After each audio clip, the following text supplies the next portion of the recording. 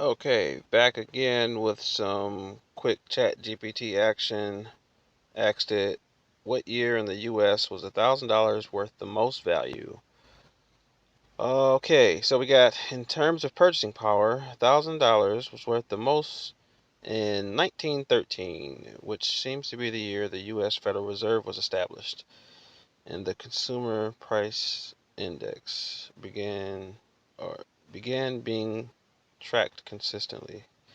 So yeah, in 1913, $1,000 had the highest real purchasing power compared to any later year. Adjusted for inflation, $1,000 in 1913 is equivalent to about 30,000 to 32,000 in 2005, depending on the inflation calculator used. Why 1913? It's the first year with comprehensive CPI data. Earlier years are harder to measure consistently, but estimates suggest that even in the late 1800s, $1,000 would have had even more purchasing power than in 1913.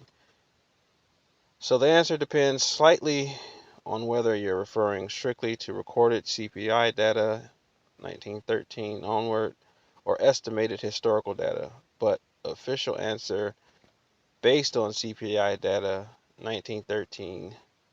Estimated answer, including earlier data, possibly late 1800s, but with less precise figures. Let me know if you want a comparison chart or a specific year evaluated. And me being me, of course, I asked it to turn this information into a proposal to fundraise for Contrarian Bacon by Earl J., which happens to be a pretty fun, useful, respectful guy. And here it goes. Certainly, here's a professional and compelling fundraiser proposal for Contrarian Bacon by Earl J., leveraging the historical purchasing power of $1,000 as a creative hook. Proposal to fundraise for Contrarian Bacon by Earl J., presented by Earl J. Project Contrarian Bacon. Genre? Yeah, and it's actually still up for negotiation. I walked through Barnes and Noble, looked at all the different sections in there, and it literally can go in either section. So, yeah, there's that. Satirical essays, etc. Fundraising goal, $10,000. Executive summary. In 1913, $1,000 could buy what today would require over $30,000. Land, education, or a thriving small business. That power has eroded, but in the spirit behind it of investing in something meaningful is still alive. I'm asking for that same bold investment, $1,000 from a community of sharp, discerning readers to help bring my new book, Contrarian Bacon, to life. With just 10 patrons at $1,000 each, we can fully fund the project: editing, design, printing, and early promotion. Asterisk here. So yeah, the book has been done since 2020. Just want to mention that. And as far as the actual fundraising goal, I think that a more appropriate number to look at here is doing this with 10 people in each of the 50 states in the United States. And so, yeah, that's, let's see here. I think I have, just to get a visual. Boom. Yeah, here we go. So, yeah, $500,000. 10,000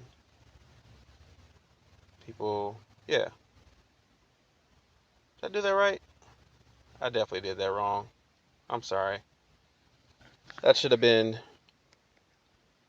No, yeah. I'm sorry. Yeah, 10 people, $1,000. 10,000. Yeah, there we go. Haha. Forgive me. I'm black. I don't like math. About the book. Okay, here we go.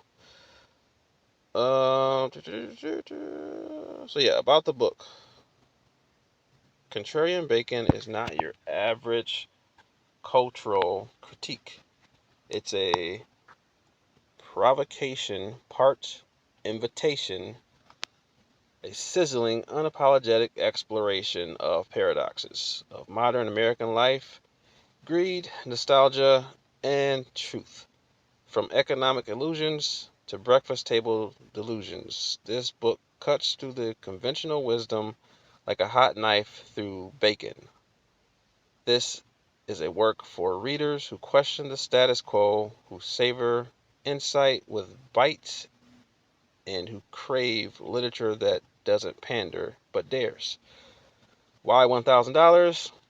This figure is no accident. It's a symbolic nod to a time when $1,000 could change everything. You're not just backing a book, you're backing a moment in independent publishing and declaring that bold contrarian voices still matter. Each $1,000 contribution funds a vital piece of the puzzle.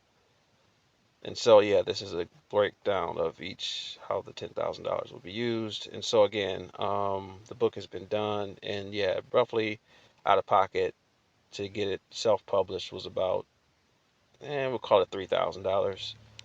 And with distribution and printing on, to set up all that, roughly about 3,000. So again, I consider myself to be an above average marketer. So I can get pretty creative with the numbers, which again is why it's not that huge of a deal to me, because I know sitting down at the table with the right people, I can negotiate just about anything. And so, continuing on, what you get as a founding patron, you'll receive signed hardcover first edition. And again, I have definitely tons more value that can be further explored upon interest. Your name in the acknowledgments, unless you prefer anonymity, anonymity, anonymity. Yeah, there we go. Exclusive invitation to a virtual Q&A and reading, early digital copy, the knowledge that you helped make something weird and wonderful real. Which again, yeah, it's been done since 2020, but um, yeah, there's always room for revisions and new areas of exploration here. So, conclusion: a call to all contrarians. In a world of algorithms, sameness, and sameness, contrarian bacon is a risk, a challenge, a smell of something better. If you believe in the power of independent thought and independent publishing, back this project with the boldness of 1913. Let's make bacon sizzle again, Earl J. And so, also here, I have some things that I kind of wanted to run down. And again, these are just websites that I created to kind of companion everything that I've been working on. Um, so yeah, ranging from like lead generation stuff, which is like the lifeblood of essentially anything that's happening online, to very industry specific major concepts in the automotive field, again, which is where most of my experience is. Uh, Real estate, content licensing ideas,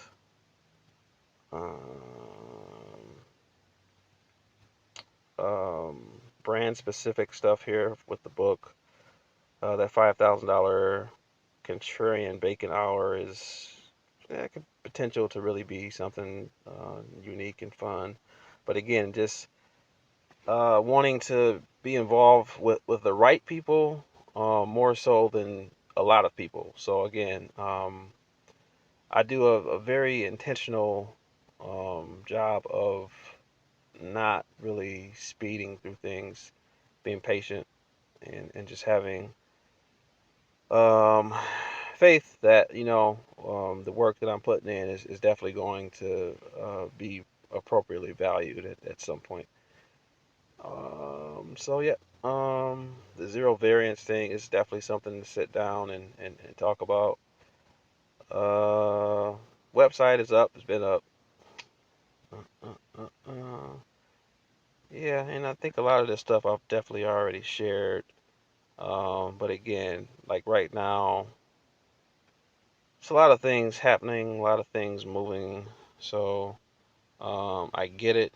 Um, Tensions are extremely high, which is why I feel like this, out of all of the ideas that I have kind of working, would be one of the most relevant for a lot of people, including myself, because I actually do still have student loan debt, somewhere around like $50,000 of student loan debt, which I plan on paying back. But it's like, hey, look,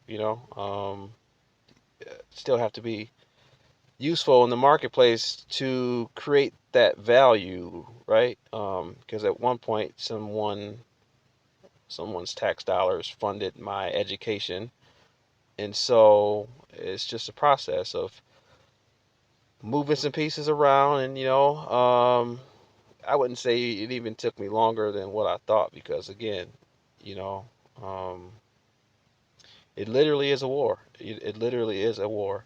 And so I never actively served in the military. I thought about it, and I actually do have some documentation showing intent of joining the Navy, to be specific.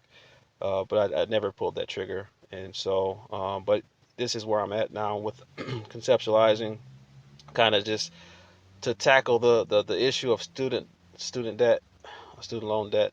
And so again, very landing page ish, so no back end function at all, just to kind of like put things into perspective. But I feel like AI has done a really good job of like um,